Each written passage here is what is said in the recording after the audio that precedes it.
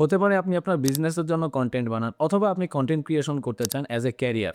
আজকের ভিডিওতে বলবো আপনি যদি কন্টেন্ট বানানোর জন্য একটা ডিএসএলআর ক্যামেরা কেনার চিন্তা ভাবনা করেন এবং আপনি যদি ক্যানোনের 800D ক্যামেরাটা কিনেন, আর এটা দিয়ে আপনার কন্টেন্ট জার্নি কেমন হবে তাই নিয়ে কথা বলবো আজকের ভিডিওতে। তো চলুন শুরু করা যায়। ক্যানন 800D এই ক্যামেরাটা আমরা অলমোস্ট 5 বছর ধরে ইউজ করতেছি।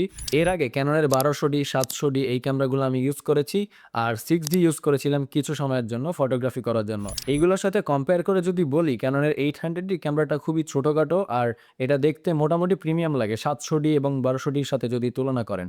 এইটা বলবো না যে ক্যামেরাটা দেখতে অনেক প্রিমিয়াম বা খুবই লাক্সারিয়াস দেখা যায় এমন না, বাট ক্যামেরাটা মোটামুটি এই দাম অনুযায়ী খুবই ভালো একটা লুক অ্যান্ড ফিল দেয়। এরকম টকিং হেড ভিডিও বানানোর জন্য সবথেকে বেশি ইম্পর্টেন্ট যেটা সেটা হচ্ছে ফ্লিপ স্ক্রিন। ক্যানন 800Dতে একটা 3 ইঞ্চির IPS touch screen display use করা হয়েছে, যেটার দিকে তাকিয়ে আমি এখন ভিডিও বানাচ্ছি। সো এটা আপনাকে অনেক হেল্প করবে যদি আপনি একা একা ভিডিও বানান, যেখানে দেখতে পারতেছেন ফ্রেমটা আসলে কেমন হচ্ছে। এখন এখানে কীরকম ভিডিও আসতেছে এটা আমি এখানে সরাসরি দেখতে পারতেছি। আর এটা যেহেতু টাচ, এখানে আপনারা টাচ করে ফোকাস করতে পারবেন। এছাড়াও অনেক ধরনের সুবিধা আছে, যেমন আপনি যদি ভিডিও অথবা ছবি দেখেন আপনি এভাবে টাচ করে সরিয়ে সরিয়ে দেখতে পারবেন। ক্যানন 800Dতে 24.2 মেগাপিক্সেলের একটা সেন্সর ইউজ করা হয়েছে, এপিএস-C CMOS সেন্সর, অর্থাৎ এটা একটা ক্রপ সেন্সর। আর এখানে রিজিভ 7 ইমেজ প্রসেসর ইউজ করা হয়েছে, যার ফলে একটু ভালোভাবে প্রসেস করতে পারে এটার ছবিগুলো। এই ক্যামেরাটিতে 45টা cross type auto focus point রয়েছে, অর্থাৎ ফ্রেমের যে কোনো জায়গায় আপনি থাকেন না কেন এই ফোকাস পয়েন্টগুলোর মাধ্যমে আপনাকে খুবই ইজিলি ডিটেক্ট করা যাবে, আপনি অথবা যার ছবি তোলেন অথবা ভিডিও করেন। শাটার স্পিড আপনারা 30 সেকেন্ড থেকে 1/4000 পর্যন্ত পেয়ে যাচ্ছেন, ISO 25600 এবং ভিডিওর ক্ষেত্রে 12800, অর্থাৎ মোটামুটি ভালো একটা ISO আপনারা মেনটেন করতে পারবেন ভিডিওতে। যেহেতু আপনাকে আমি ভিডিওর জন্য রেকমেন্ড করতেছি এই ক্যামেরাটা, এটাই আমার সবচেয়ে দুঃখজনক একটা পয়েন্ট হচ্ছে এই ক্যামেরাটিতে 1040 mAh এর একটা লিথিয়াম আয়ন ব্যাটারি ইউজ করা হয়েছে।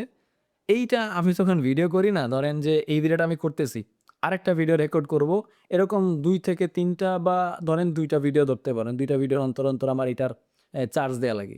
এই ক্ষেত্রে আপনি যদি রেগুলার অথবা আপনি যদি মানে লং টাইম ভিডিও করেন বা ভিডিও নিয়ে অনেক সিরিয়াস ১ম থেকেই, তাহলে আমার মনে হয় আপনার আলাদা একটা ব্যাটারি কেনা উচিত, যেটা আপনি মানে ফুল চার্জ থাকবে 2টা ব্যাটারিতে, যেটা আপনি একটার পর একটা ইউজ করতে পারবেন। যখন আপনি একটা ইউজ করবেন তখন আরেকটা চার্জে লাগায় দেবেন যদি চার্জ না থাকে। তাহলে আপনার মানে প্রোডাক্টিভিটি অনেক বেড়ে যাবে। তাহলে চার্জ নিয়ে অত প্যারা নিতে হবে না। আচ্ছা, এই ক্যামেরাটাতে কিন্তু ওয়াইফাই সিস্টেম আছে, অর্থাৎ আপনার এখানে ফাইলগুলো আপনারা ওয়াইফাইয়ের মাধ্যমে মোবাইলে নিতে পারবেন। আর আপনারা মোবাইলেও মনিটরিং করতে পারবেন ওয়াইফাইয়ের মাধ্যমে। আপনারা এতক্ষণ যে ভিডিওটা দেখলেন, মানে এই ভিডিওটা, এটা পুরোটা ক্যাননের 800D দিয়ে নেওয়া হয়েছে। সো এতক্ষণ আপনারা এডিটেড ভার্সন দেখছিলেন। বাট আমি আপনাদের দেখাচ্ছি। আপনারা যদি ইনডোরে ভিডিও করেন কেমন মানে ভিডিও পাবেন, ঠিক আছে? সো এইটা হচ্ছে এটার কোয়ালিটি। এখানে কোনো ধরনের এডিটিং ইউজ করা হচ্ছে না, কোনো ধরনের মানে আমি সাউন্ডও এডিট করতেছি না, মানে আমি কিন্তু মাইক্রোফোন ইউজ করতেছি না, আমি ভয়েসটা কোনোভাবে এডিট করে নেই। সো এটা হচ্ছে এটা রিয়েল মানে ফুটেজ। সো এখানে হয়তো আপনি বলতে পারেন তাও ভালো লাগতেছে। ভালো লাগার মূল কারণ হচ্ছে এই দেখেন এখানে একটা লাইট ইউজ করা হয়েছে, ঠিক আছে? এইটা হচ্ছে কি লাইট আমার, এইটার জন্য মূলত এত ভালো লাগতেছে। সো আপনি যদি মোবাইল দিয়ে ভিডিও বানান না, আপনার যদি লাইটিং সেট আপ ভালো থাকে তাহলে আপনারা খুব ভালো একটা মানে আউটপুট অ্যাচিভ করতে পারবেন। সো আই থিঙ্ক ক্যামেরার থেকেও বেশি important lighting set up. So যাই হোক, বেশি কথা বলে ফেললাম। সো এই তো আজকের এই ভিডিওটা এতটুকুই ছিল। আশা করি আপনাদের ভালো লাগছে। আমার না পার্সোনালি নিজেরও ক্যামেরা রিলেটেড ভিডিও বানাতে খুবই ভালো লাগে। সো ইনশাল্লাহ দেখা হবে নেক্সট কোনো ভিডিওতে। টাটা।